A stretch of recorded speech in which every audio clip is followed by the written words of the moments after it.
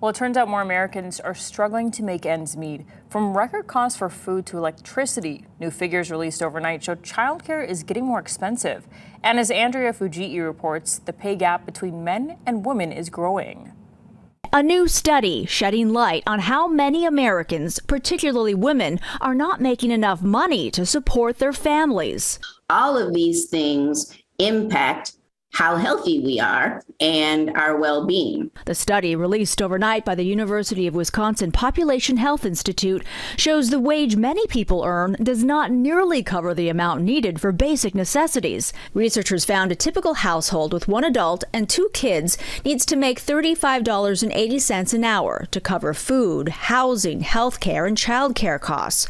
Yet the federal minimum wage is a far lower $7.25 an hour. In some places, it would take a 200% increase for the average wage to meet the living wage. The study also found a growing gender pay gap.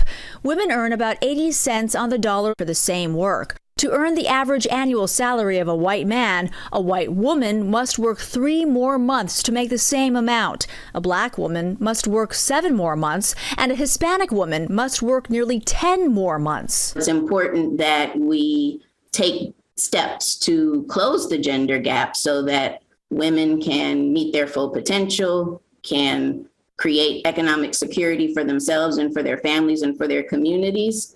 The study also found childcare has become a major drain on the resources of American families. On average, a household with 2 children now spends a quarter of its income on childcare. What do we need to do to create a childcare system that is affordable and accessible and that sets our kids off on a path of long-term success?